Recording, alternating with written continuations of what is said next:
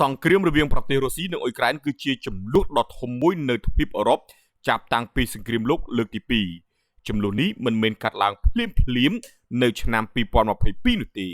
ប៉ុន្តែជាលទ្ធផលនៃភាពតានតឹងផ្នែកនយោបាយសន្តិសុខប្រវត្តិសាស្ត្រនិងការប្រកួតប្រជែងឥទ្ធិពលរវាងរុស្ស៊ីនិងលោកខាងលិចអស់រយៈពេលជាច្រើនទសវត្សរ៍ប្រវត្តិដើមហេតុអ្វីអ៊ុយក្រែនក្លាយជាចំណុចជម្លោះបន្ទាប់ពីសហភាពសូវៀតរលំក្នុងឆ្នាំ1991អ៊ុយក្រែនបានក្លាយជាប្រទេសឯករាជ្យទោះជាយ៉ាងណារុស្ស៊ី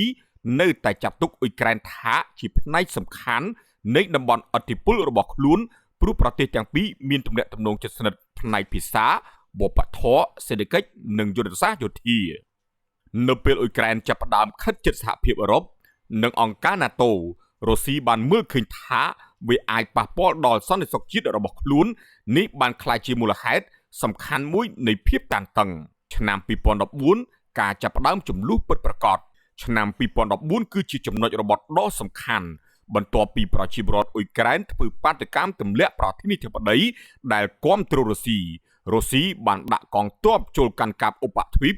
Crimea ហើយក្រោយមកបានបញ្ចូល Crimea ជាផ្នែកនៃប្រទេសរបស់ខ្លួនក្នុងពេលតែមួយចំនួនប្រដាប់អាវុធក៏បានផ្ទុះឡើងនៅតំបន់ Donbas ភាគខាងកើតអ៊ុយក្រែនដែលក្រុមបំបែកខ្លួនគាំទ្ររុស្ស៊ីបានប្រយុទ្ធជាមួយកងទ័ពអ៊ុយក្រែនមនុស្សរាប់ម៉ឺននាក់បានស្លាប់មុនពេលសង្គ្រាមពេញទំហឹងកាត់ឡើងនៅឆ្នាំ2022ហេតុអ្វីរុស្ស៊ីឈ្លានពាននៅឆ្នាំ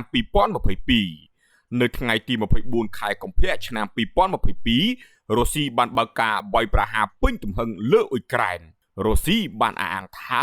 គោលបំណងរបស់ខ្លួនគឺការពារសន្តិសុខជាតិពីការពង្រីក NATO ការពារប្រជាជននិយាយភាសារុស្ស៊ីនៅ Donbas ធ្វើឲ្យអ៊ុយក្រែនក្លាយជាប្រទេសអព្យាក្រឹតប៉ុន្តែអ៊ុយក្រែននិងប្រទេសភាគច្រើននៅលើពិភពលោកចាត់ទុកសកម្មភាពនេះថាជាការឈ្លានពានប្រទេសឯករាជ្យដែលរំលោភច្បាប់អន្តរជាតិនិងអធិបតេយ្យភាពរបស់អ៊ុយក្រែនតើ NATO មានតួនាទីយ៉ាងដូចម្តេច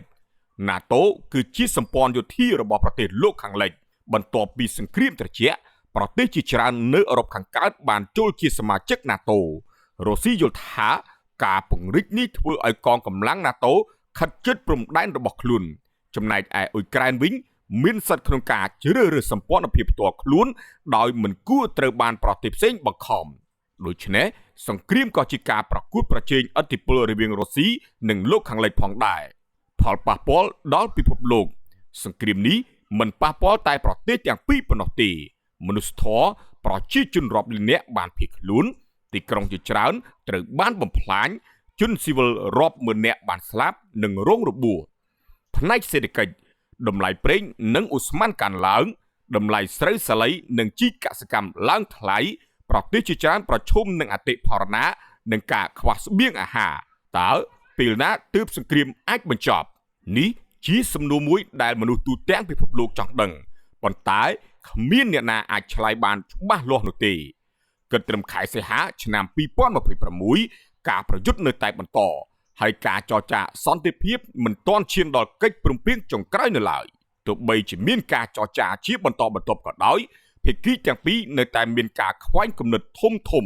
ឧបសគ្គសំខាន់នៃសន្តិភាព1បញ្ហាទឹកដីតំបន់គ្រីមៀនិងដុនបាសនៅតែជាចំណុចចំនួនដ៏ធំបំផុត2ការធានាសន្តិសុខអ៊ុយក្រែនចង់បានការធានាថានឹងមិនត្រូវឈ្លានពានម្ដងទៀតខណៈរុស្ស៊ីមិនចង់ឲ្យ NATO ពង្រីកឥទ្ធិពលបន្ថែម3ទណ្ឌកម្មសេដ្ឋកិច្ចប្រទេសលោកខាងលិចបានដាក់ទណ្ឌកម្មធ្ងន់ធ្ងរលើរុស្ស៊ីហើយការដាក់ទណ្ឌកម្មនឹងត្រូវភ្ជាប់ជាមួយលក្ខខណ្ឌនយោបាយតើអ្នកណាអាចចាត់ទុកថាជាអ្នកឈ្នះក្នុងសង្គ្រាមបែបនេះការឈ្នះមិនមែនមានន័យថាភាគីម្ខាងបំផ្លាញម្ខាងទៀតនោះទេរុស្ស៊ីចង់រក្សាអធិបុលនិងទឹកដីដែលខ្លួនកាន់កាប់អ៊ុយក្រែនចង់រក្សាអធិបតេយ្យភាពនិងទឹកដីរបស់ខ្លួនលោកខាងលិចចង់ការពារច្បាប់អន្តរជាតិនិងស្ថិរភាពនៅអឺរ៉ុបអ្នកវិភាគជាច្រើនជឿថាដំណោះស្រាយចុងក្រោយប្រហែលជាមិនមែនជាជ័យជំនះយោធាពេញលេញរបស់ភាគីណាមួយនោះទេប៉ុន្តែជាកិច្ចព្រមព្រៀងដែលភាគីទាំងពីរត្រូវសម្របសម្រួលផលប្រយោជន៍របស់ខ្លួនសេចក្តីសន្និដ្ឋានសង្គ្រាមរុស្ស៊ីនិងអ៊ុយក្រែនគឺជាជម្លោះស្មុគស្មាញដែលបណ្ដាលមកពីប្រវត្តិសាស្ត្រសន្តិសុខ ភូមិសាស្ត្រនយោបាយនិងការប្រកួតប្រជែងឥទ្ធិពលអន្តរជាតិទោះបីជាពិភពលោកសង្ឃឹមឲ្យវាបញ្ចប់ឆាប់ៗក៏ដោយការសម្រេចសន្តិភាពនៅតែអាស្រ័យលើការចរចា